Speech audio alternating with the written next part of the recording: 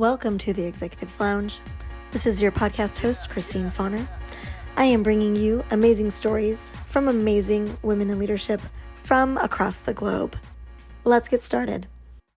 All right, we are here today with Tracy Bradshaw. She comes to us from Buffalo, New York. Tracy is the CEO of the Boys and Girls Club Collaborative of Western New York. She's also the co-founder of Women Gathering and Growing with Tea, a women's empowerment business. Tracy, welcome to the show. Thank you for having me, Christine. I've loved our last couple of conversations. I can't wait to talk more.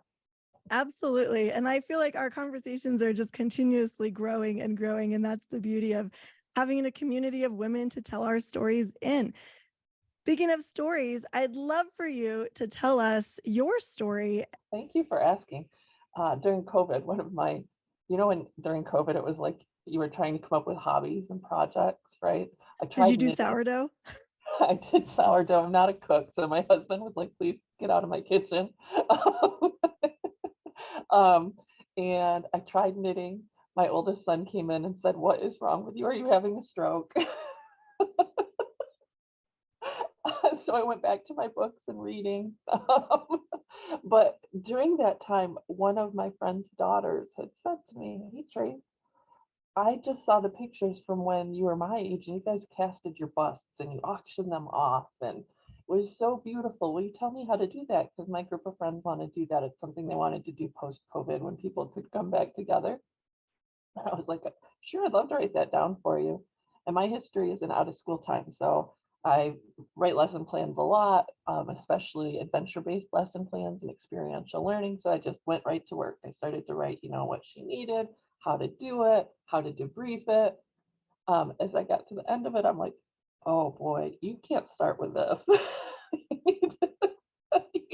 That's a lot. So I was like, there's probably like 10 other things you need to start with. So I started writing down different activities I would do sequentially to scaffold to get to how you could cast your bust with friends. And then as I was doing that, I was connecting with the women that I called T and telling them what I was doing. And we were kind of laughing about the stories that went along with all these activities we had done together. And I started writing the stories down. But as I was doing that, it was a very similar question to this. What is your story? And it was really hard. That was really hard work. I do a lot of writing for work that if you told me, Tracy, I need you to get me 20 pages on youth development for a grant today, that wouldn't overwhelm me because that's something that I typically would do. But this type of writing is painstaking. So this question has like tormented me for a couple of years, that type of writing. It was definitely validated though. I sat in on a web show during COVID too with Glennon Doyle and Lovey Jones, and both of them had shared how this type of writing is excruciating.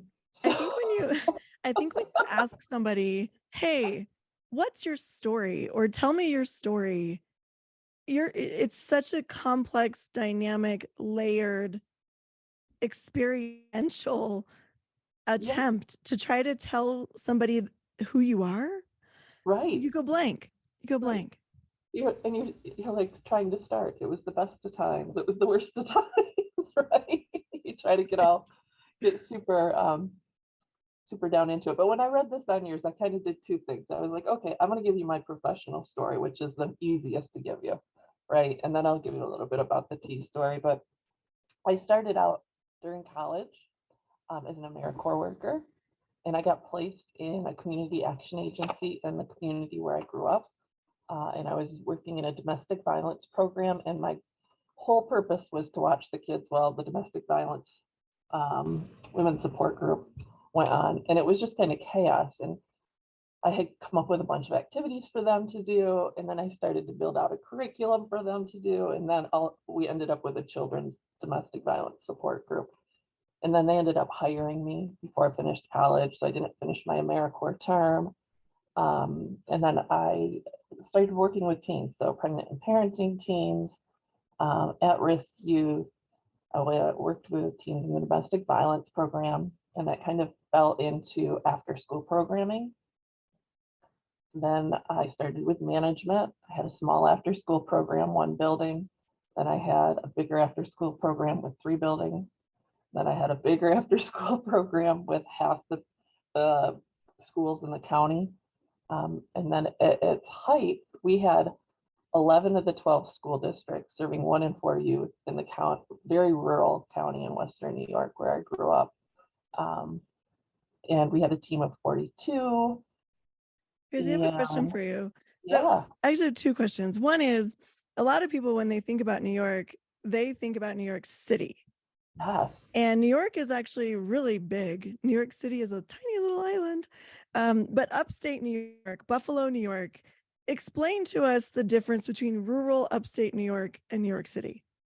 Absolutely. So this is my favorite question because I don't have the accent. I don't think I do, right?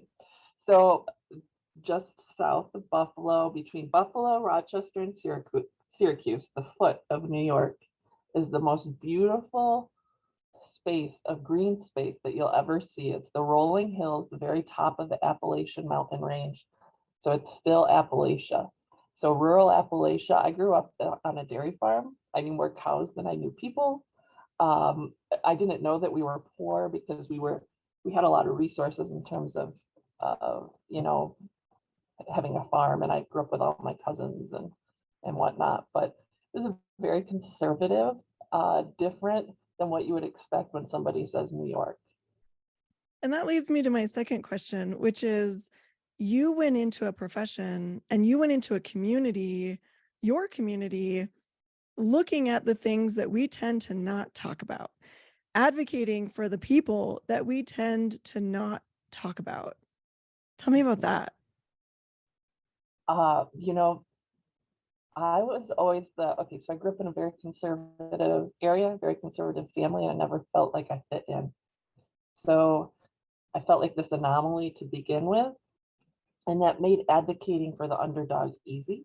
And community action is based in poverty.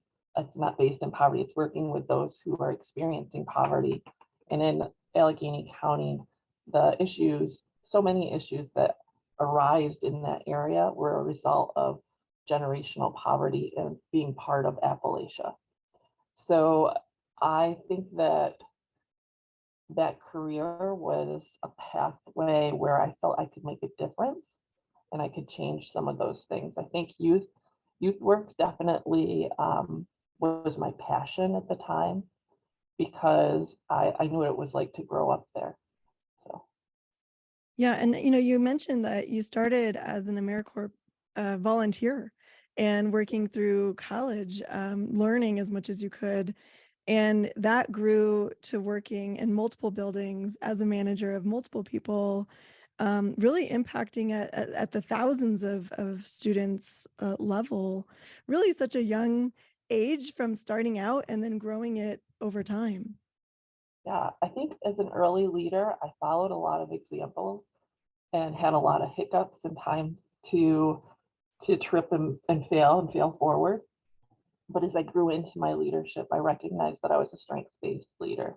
So I always was a strengths-based provider.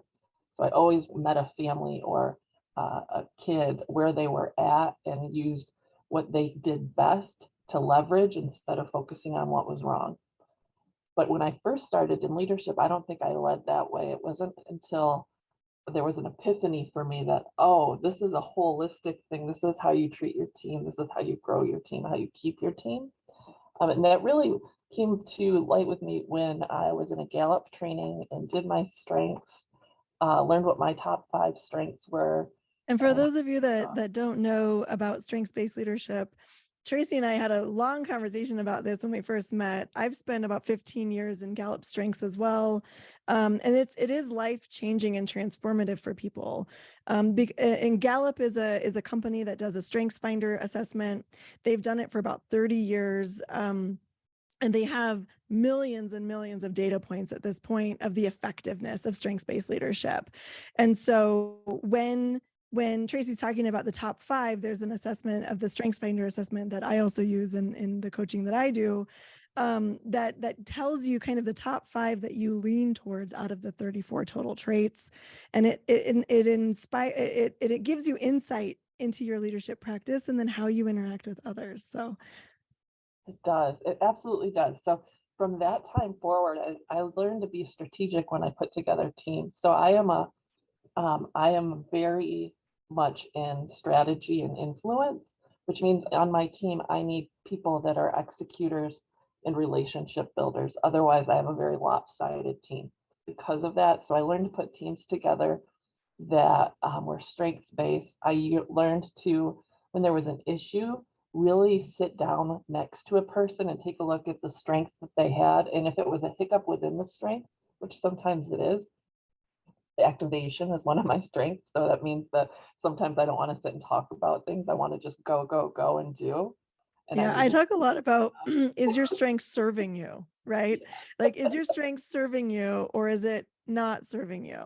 And sometimes we can lose track of the serving us. It certainly can. And then you're like, oh. Yeah, I sent that email too soon, or I jumped into that activity too quickly. I didn't have all the data points and the details I needed to make a good decision. I'm one of those too. Okay. See? Then you're like, oh, I should have thought about that. Yeah. And then or those of you that know me, you might get 4 or 5 text messages instead of one because I realized I sent it before I was ready. I had more information to give. Or to clarify. Let me clarify because something else came up after I sent that. Yes. Yeah.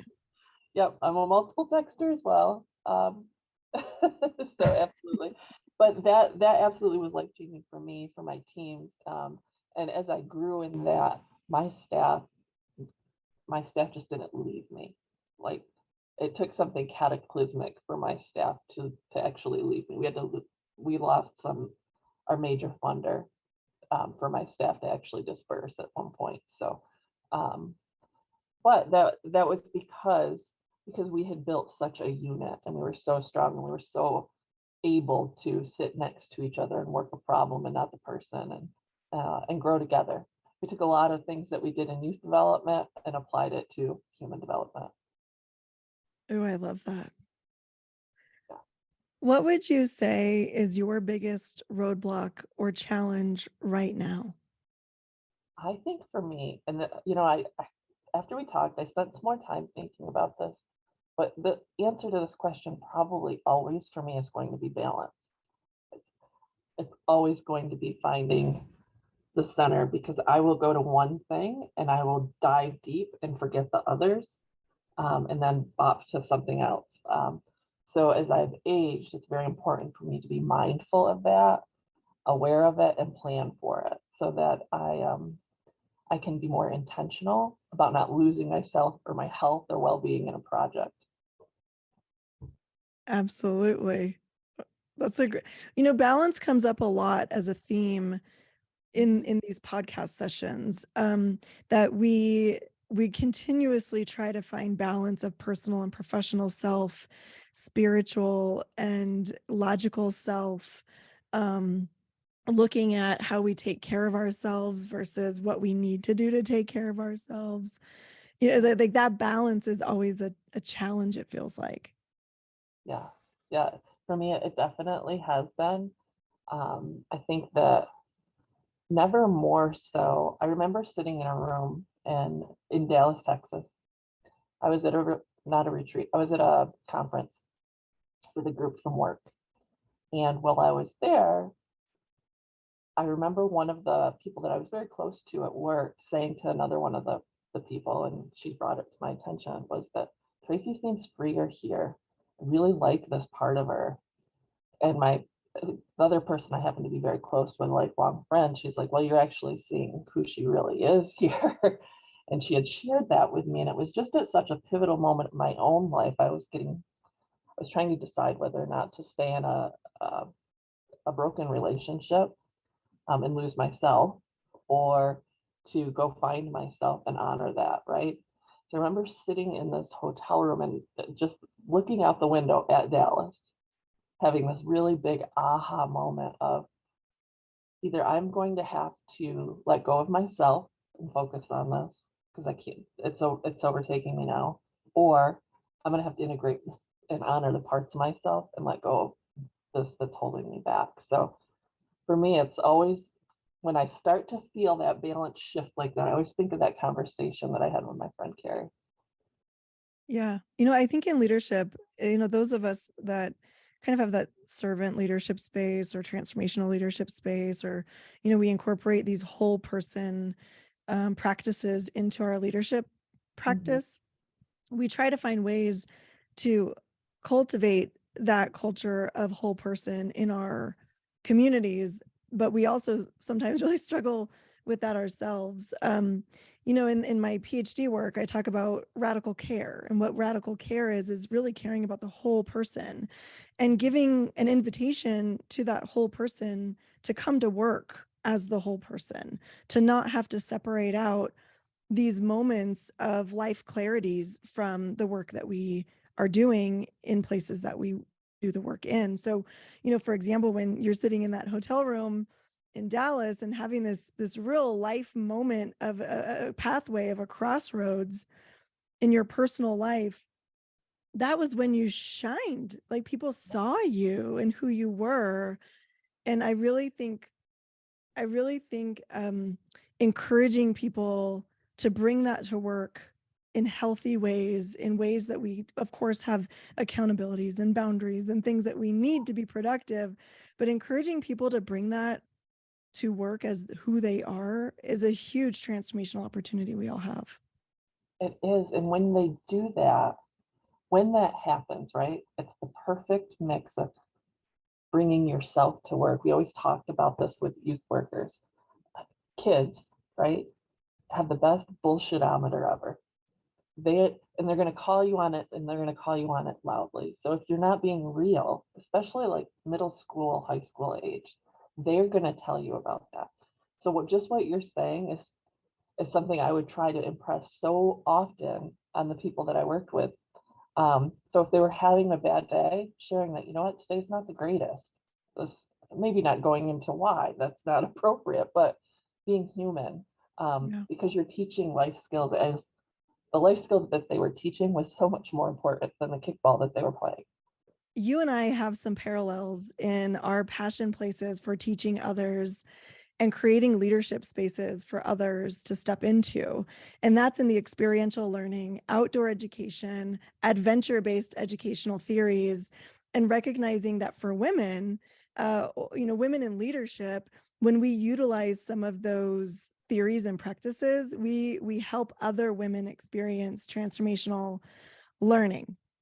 I'd love for you to tell us about an experience or an adventure for you that went totally sideways, off the rails, out of your comfort zone, and you had to utilize your strengths and leadership skills to help you navigate out of it, to tell us about it today. I guess I'll tell you a little bit about losing funding, right? So in nonprofit world, everything is grant funded or donor funded. And when you live in a really, really rural community, having a large donor is like $2,000. That doesn't support a program.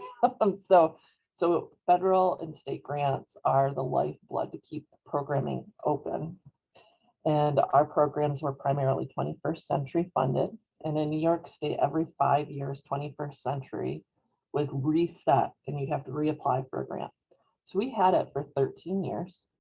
Some of our kids we had since kindergarten, and some of our staff we had for all 13 years. They had me for 13 years. And we never imagined, I mean, you always know it could, but we never imagined, because we were training other 21st century after school programs. We were being used at the national level as an example for rural programming. But as things sometimes do in New York State, funding shifted to the urban areas. And when it shifted to the urban areas, we lost our grant.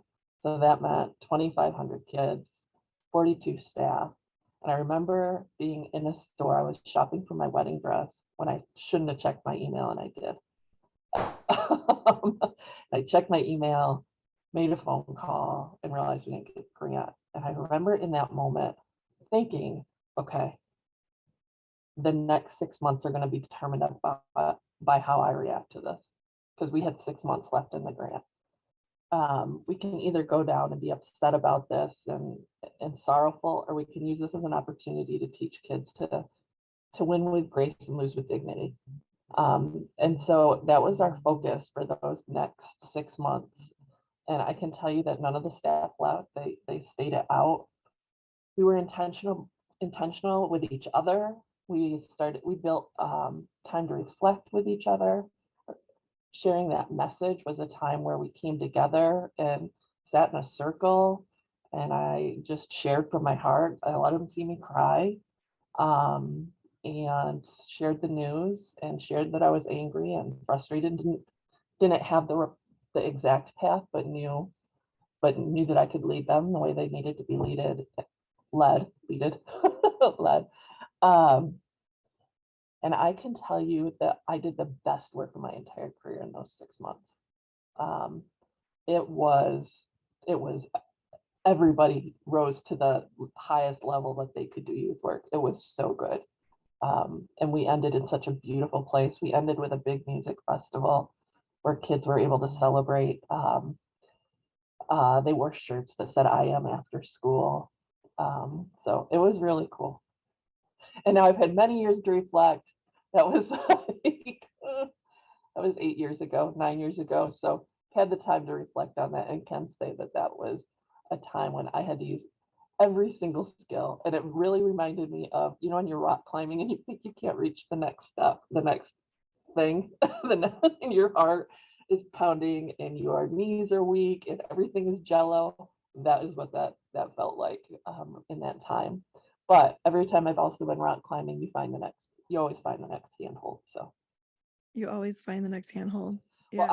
I am a product of really good youth work, and there was a woman in my life, Mabel Nielsen, who did an Upward Bound program. So that's where I started to learn about adventure-based learning, and really fell in love with that and her in this beautiful ropes course area. She built a foundation and helped me through a really rough time, and gave me some access to some knowledge with Viktor Frankl. And at a very young age, I was in high school. And then I got married when I was 19 years old, because that's what you did in rural Western New York. I had 3 little babies, back to back. And I remember sitting in our trailer, and this was when I was doing AmeriCorps. So all this stuff kind of went along together, and realizing I lived on a dirt road, dead end road. And I was thinking, this doesn't feel right. I was lonely. I didn't know. It wasn't, something was off. And I didn't know if I was the only one, because my entire life I had been given this. First you do this, next you do that, then you do this. And if he's an alcoholic, ignore it. If this happens, it's okay. Take care of your kids, focus on that. If you have time, get a job, work some hours, but your focus is to keep a family together. So very lonely, had only 2 really, really close friends, and Oprah. Man, she's been life-changing for so many people. All of us, really. Right? So every day, 4 o'clock, the kids would go play. It was like their time. They knew Oprah was coming on. I would sit down, and it was like I was going to church. So we, my friend Tammy would get home at 5, and she'd always call me right at 5, and I'd tell her what happened on Oprah that day. And her and I had been talking about this feeling that I had, this loneliness, this unrest, this I don't know what it is. And Oprah had brought on a woman who talked about some of this stuff, and how she was bringing groups of women together just for dinner parties, and doing life makeovers. Now, these were very wealthy women that were doing life makeovers. So Must be nice. I know. But I was like, we could at least do dinner with all the women we know. Like, we could bring women that we didn't really know each other, but there were women that I had known from work, or maybe I knew from high school, and she had some women. And I'm like, let's just bring them together and see if they feel the same, or if we're weird. If nothing else, we will have a potluck and have a bunch of food, and it'll be fun, and people will be like, remember that weird thing we did at Tracy's house? So I invited people over. We invited people over. I played an M&M game, where you sort the colors and there's a question associated with each of the colors. And that icebreaker at the time was led into like a 3-hour long discussion of all of these women around the same age saying, yeah, I'm not getting it. I don't feel connected. Something's off. And we need each other. And we need to keep doing this. I need this. And for 20 years, we just kept doing that. We would do an adventure 1 month, and we would do a chat another month. And as we got older and kids got a little bit older, we ended up doing more game nights and fewer really intentional adventures, but we still do adventures. Like we were just in West Virginia doing whitewater rafting together. So there's still some adventure in there, but there's not as, in the beginning, we had an agenda, we had guest speakers, it was very organized. And that's what ended up in the book. So this group of women created a community for 20 years, and we have supported each other through several divorces, suicide, death, happy things too, like, births. My kids will say that they have a group of moms, they don't have one. We truly created a community, the community we didn't have and felt that we needed. There was this, and I don't want to, I mean, we can talk about the patriarchy. Okay. Like, let's talk about the patriarchy. But there was, we lost a piece of our culture as women when we lost our stories. And we lost our stories because we were put behind or as property to the men in our worlds. And that to me is the essence of the patriarchy breakdown that we're now seeing the building back up by women, is that I love my husband, I love my guy friends. Like, it's not about whether or not we like men. It's about asking men to listen and see who we are. And we are community driven, we are heart driven, we are relationship driven, and we need connection. And we need to recognize too that we lost our stories when we were asked to sit in our homes at the end of dirt roads by ourselves, thinking we have to raise our children by ourselves. Yeah. And to be honest, I mean, here's like a no-brainer that, I have 3 of my own, and my husband has 3 that I helped raise. You don't raise babies by yourselves. You just don't. Actually, that's why I'm back in New York. I went to South Carolina for a few years. My son said, "Oh, my wife's pregnant," and I was like, "Then I'll be home."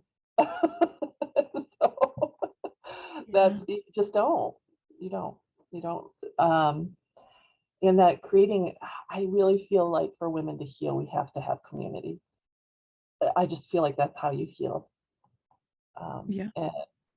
And where you find that community, it doesn't matter. But once you find it, that is the catalyst for how things change, because you have a group of women that'll support you through, and call you on your bullshit, and call you when you don't want to be called, and show up, and somebody to call, when you're like, hey, does this look normal on my back?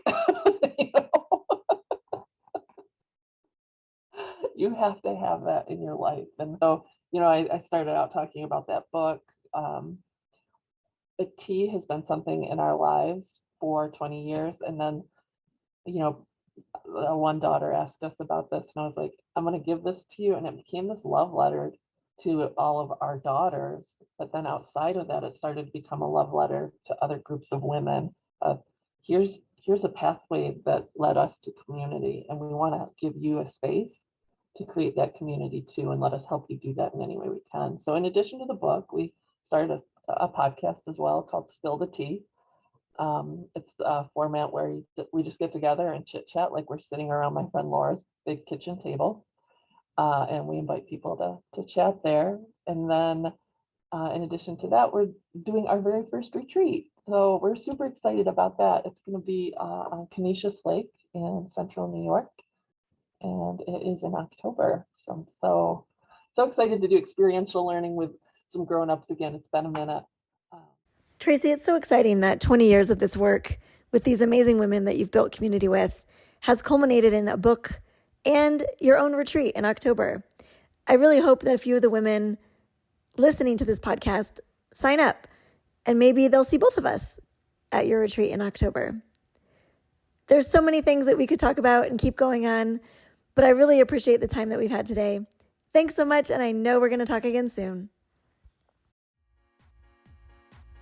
Thanks for joining us today in the Executives Lounge, where we bust open the doors, slam through the ceilings, and make sure that we have a spot at the table and that we are the lounge.